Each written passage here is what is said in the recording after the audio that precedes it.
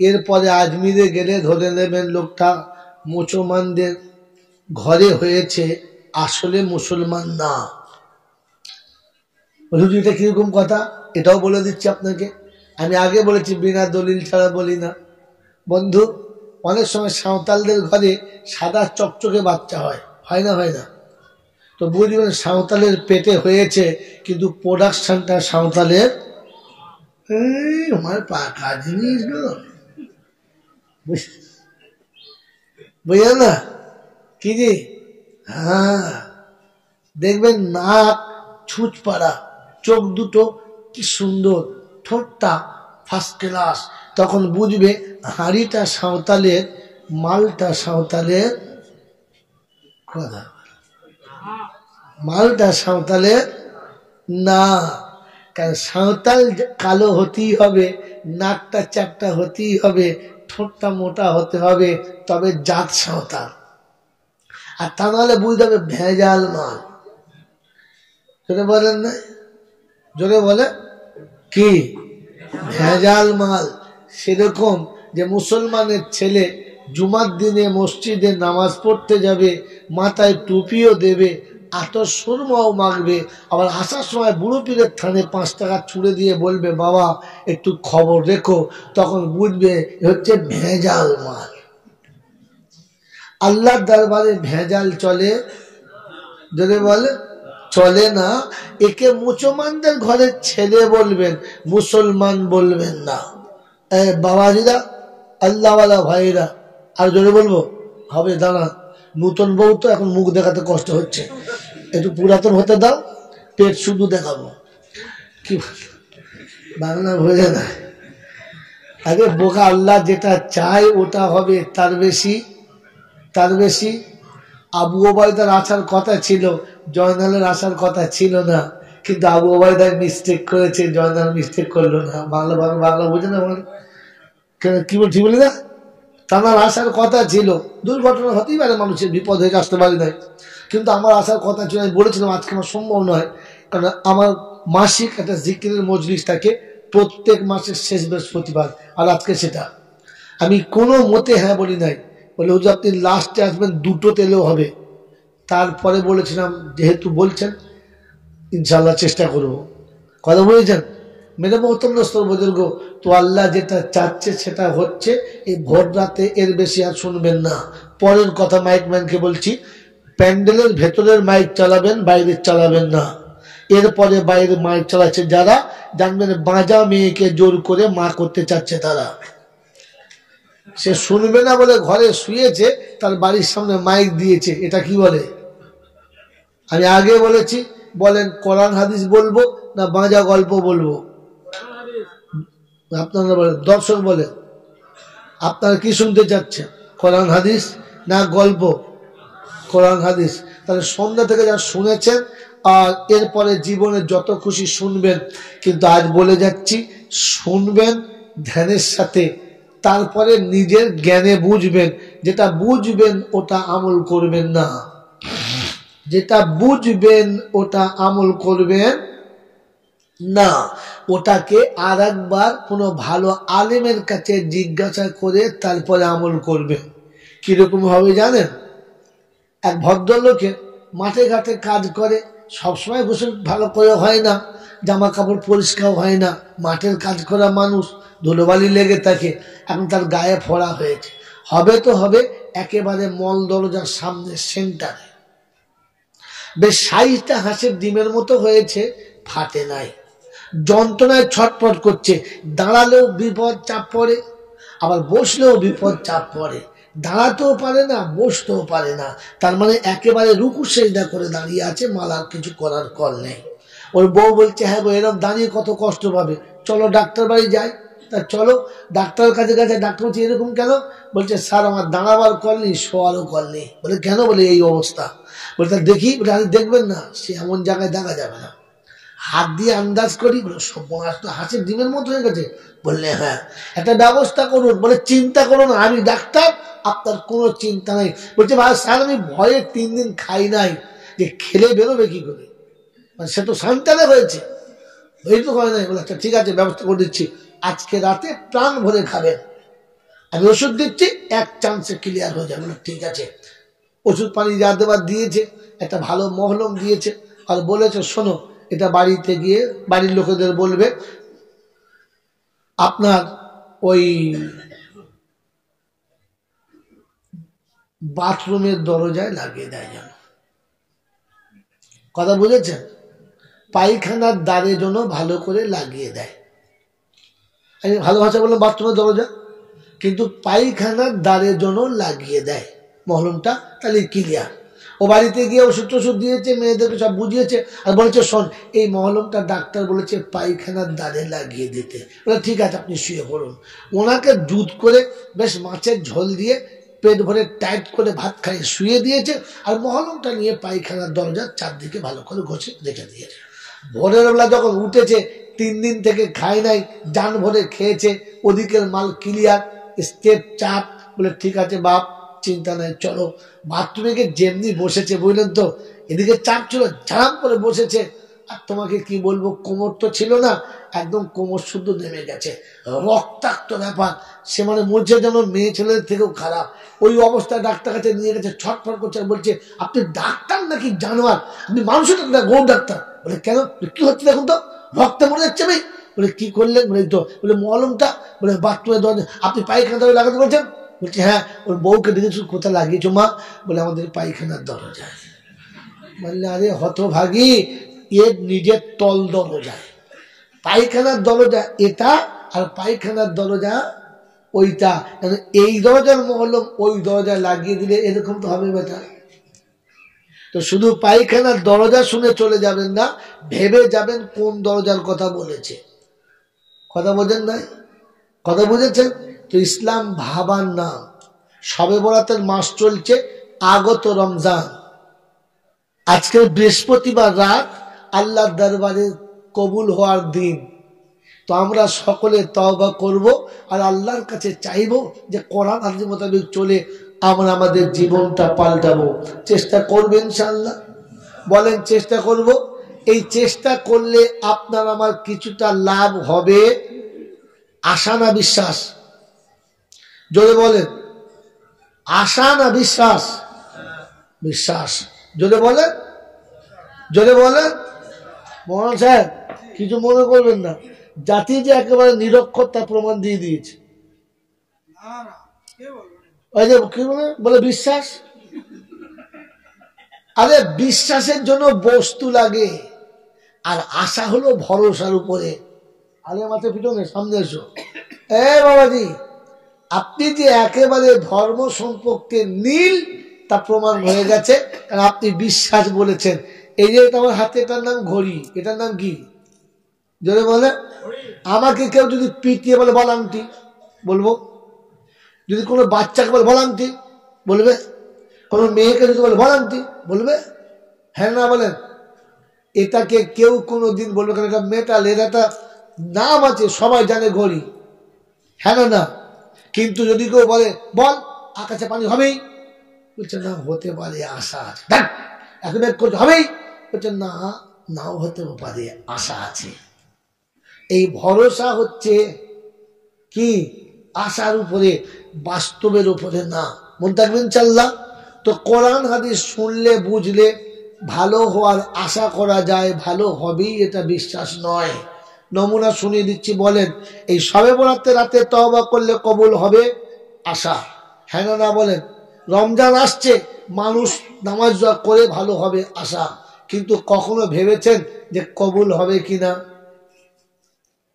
জানেন না। আপনাকে বলে দিচ্ছে শুনে নেন।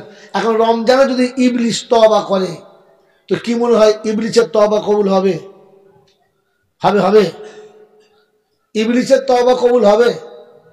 জোরে বলে না। আচ্ছা, ইবলিস যদি কাল থেকে 5 ওয়াক্তের নামাজি আবার হয়ে যায়, হবে কবুল হবে? হবে না। মেরে মহতরম দোস্তর বুজুর্গ, এটা আপনারা পাক্কা বিশ্বাস জানা যে ইবলিসের তওবা কবুল হবে? জোরে বলে না। আচ্ছা সত্য বলেন এবারে, আপনার জলসা অনেক শুনেছেন, বলেন ইবলিসের নাম ইবলিস না আরো কিছু? ইবলিসের নাম কি? না জোরে বলেন, সত্য বলেছেন, ঠিক বলছেন, জোরে বলেন। আজাজিল। এই আজাজিল নাম ছিল, ইবলিস কি করে হলো এটাকে জানা দরকার ছিল। এটার নাম ছিল আপনার জলসা শুনে বাড়ি যাওয়া। আমার বাবাজিরা এলাহিগঞ্জের লোক, এখানে বহু রকমের এলাহি আছে। আজ আপনাকে সঠিক এলাহি দেখিয়ে দিয়ে যাচ্ছে, চেষ্টা করছি আল্লাহ যদি আমাকে দেখানোর সুযোগ দেয়। তো বলেন বন্ধু, আজকে জলসায় বসে যা কিছু শুনেছেন তা ভাববেন, ভেবে বাড়ি যাবেন। প্রথম কথা যে ইবলিসের কথা দিয়ে তুলেছি, ইবলিসের নাম ইবলিস না, ইবলিসের নাম ছিল আজাজিল। আজাজিল লোকটি ভালো ছিলেন না খারাপ? জোরে বলেন। ভালো, কতটা ভালো? ভালোর থেকে ভালো। তিনি জমিনে এত ইবাদত করেছেন যে আল্লাহ তাকে আসমানে তুলেছে, আসমানে তো ইবাদত করেছে, দ্বিতীয় আসমানে তুলেছেন, দ্বিতীয়তে এত ইবাদত করেছেন, তৃতীয় গেছেন, তৃতীয় থেকে চতুর্থ, চতুর্থ থেকে পঞ্চম, পঞ্চম থেকে সপ্তম, ইহা তাকে তিনি মুআল্লিমুল মালাইকা, ফেরেশতাদের ইমামতি করেছেন। এ দেখুন আপনার দেশে প্রবীণ আলেম বসে আছে, তিনি মুআল্লিমুল মালাইকা হলেন। খুব ভালো করে ভাববেন, ভেবে বলবেন। মেরে মোহতরম দোস্ত বুজুর্গ, কিন্তু তিনি ইবলিস হয়ে গেলেন একটা ভুলের কারণে। একটা ভুলের কারণে আজাজিল অভিশপ্ত হয়ে গেলেন। কথা বুঝেছে বাবাজি? এই বাবা ঠান্ডা চিল্লাবি না, বলেন বুঝেছে? এবারে বলেন এই ইবলিস এর নামটা হলো কি করে? হলো কি করে বলেন, খুব ভালো করে ভেবে ভেবে বলেন। আপনার আমার, আমাদের সকলের পিতামাতা কোথায় ছিলেন? জোরে বলেন, বলেন জোরে। জান্নাতে। আপনার আমার মানব জাতির পিতামাতার নাম কি? জোরে বলেন। আদম আর হাওয়া। এই আদম, আচ্ছা ভাই একটা কথা জিজ্ঞেস করছি, আপনাদের নড়তে অসুবিধা আছে? তাহলে চেয়ারটা নিয়ে সামনে চলে আসুন, জায়গা ফাঁকা রাখবে না, কথা এই জন্য কাজ করছে না। বাস আবার বন্ধ করেন। মেরে মোহতরম দোস্ত বুজুর্গ, তো ইবলিস আপনার আমার জাতির, এই মানব জাতির পিতামাতা ছিলেন জান্নাতে। এবারে উত্তরগুলো ভেবে দেন, জলসা শুরু হবে। তো বলেন, আদম হাওয়া জান্নাতে শান্তিতে ছিল না অশান্তিতে? শান্তিতে। সুখে ছিলেন না দুঃখে? দুঃখে। এই মা হাওয়া আর বাপ আদম সুখে সংসার এবং শান্তির সংসার করছিলেন জান্নাতে। এটা সহ্য হলো না কার? ইবলিসের। এটা সহ্য হলো না কার? ইবলিসের। মেরে মোহতরম দোস্ত বুজুর্গ, এর কেশপুর থানার এলাইগঞ্জের বাবাজিরা, আদার্স যারা আছেন তাদেরকে বলছি, তাহলে জান্নাতে আপনার আমার আব্বা মা সুখে ছিল, শান্তিতে ছিল, শয়তানের বা ইবলিসের এটা সহ্য হচ্ছিল না। তো মানব জাতির সুখ শান্তি সহ্য হলো না কার? জোরে বলেন, আরে জোরে বলেন। এই দেশের মুসলমানদের শান্তিতে থাকা সহ্য হয় না যার, ইবলিসের জন্ম হচ্ছে তার, তার বাপের জন্মেছে না, ওর মায়ের পেটে হয়েছে, জন্ম ইবলিসে দিয়েছে।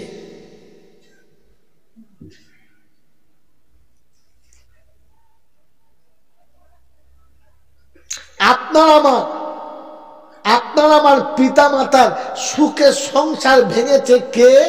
ইবলিস হলো যে মুসলমানের সংসার ভেঙে টুকরো করে যারা, ইবলিসের জন্মে বা রক্তে তৈরি তারা, মানুষের রক্তে কখনো হতে পারে না তারা।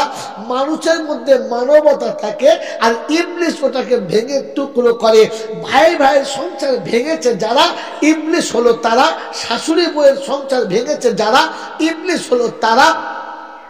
প্রতিবেশীর সঙ্গে মোহাব্বত দেখে সহ্য করতে পারে না যারা, ইবলিস হলো। জোরে বলেন, ইবলিস হলো।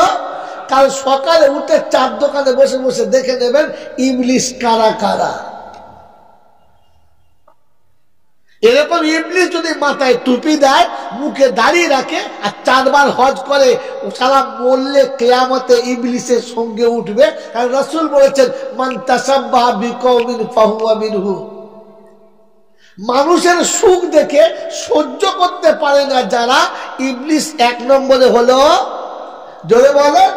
কারো ছেলে চাকরি পেলে সহ্য করতে পারে না যারা, গরিবের ছেলে ডিগ্রি হলে সহ্য করতে পারে না যারা, গরিবের ঘরের বৌমা সুন্দরী হলে দেখে সহ্য করতে পারে না যারা, ইবলিসের বেজম্মা সন্তান হলো। এবারে বসে বসে ভাবেন তো আমরা কারা?